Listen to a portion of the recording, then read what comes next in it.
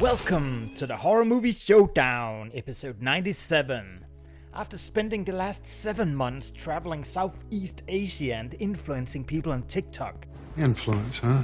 I have finally found a good reason to bring back the Horror Movie Showdown. Today's movie is Influencer. Traveling is all about experiencing new things. Damn right it is. Just like the Ebbe monster, Madison is not a tourist. She's a backpacker and an explorer. She also knows the importance of self-importance. Madison's monologue is spot on in what to expect from travel influencers on YouTube and TikTok. It has pretty much become a parody by now to be overly excited about everything. So excited! I'm so excited! Anyways, the movie starts out in the exotic and beautiful Thailand, the land of mini bikinis. Bikinis?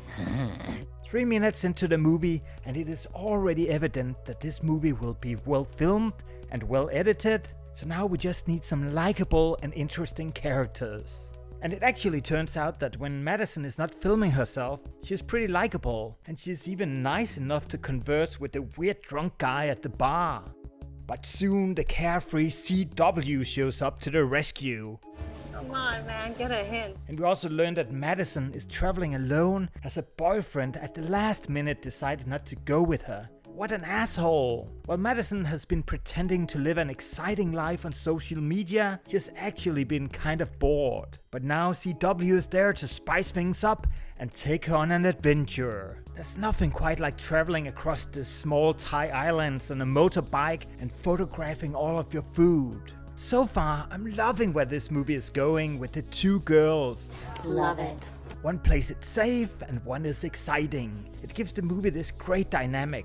But given our long history of exploring movies together, all of you should know by now what to expect from the wild girl. Coming back to the hotel, Madison has had a break-in and her passport is missing. So now she's stuck in Thailand 2 more weeks waiting for a new passport. But luckily CW offers to entertain her. That CW girl is just so friendly, and we could all need more friendly people in our lives. But sometimes things can get too friendly.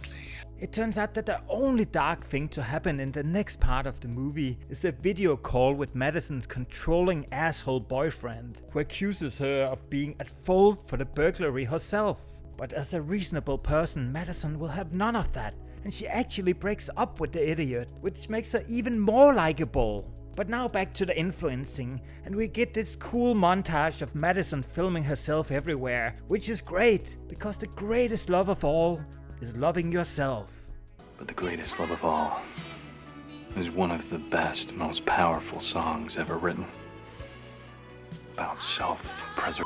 As the two girls travel around, it turns out that CW has an awesome house. She has her own motorcycle and her own boat. It's not a big deal.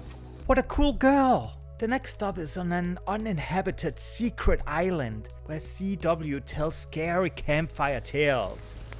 But I am going to leave you here. You'll slowly fade into obscurity. Like all the other girls. Her story reminds me of that other travelsploitation movie, Extortion, which I talked about in one of my top 10 lists, where a family is stranded on an unpopulated island with a broken boat, no phone and no water. So will CW leave Madison on the island? Will the movie finally turn dark? Let me know in the comments, because I'm not gonna spoil this one. Instead, let's head to the scoreboard.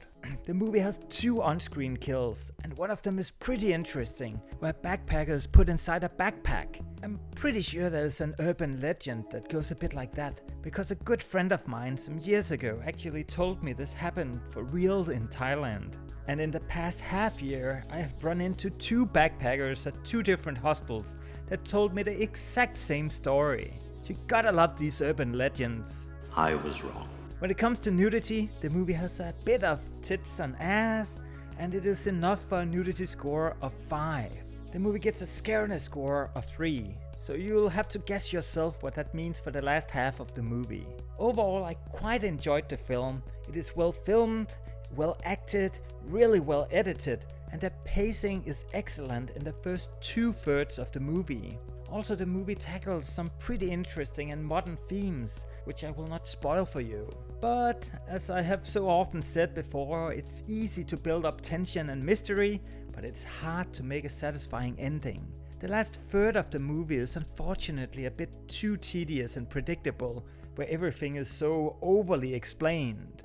Influencer could have been the next Touristas or Hostel, but instead it just ends up being mid. It gets an overall score of 6. That's all for this video, so thank you for watching, and I will catch you later.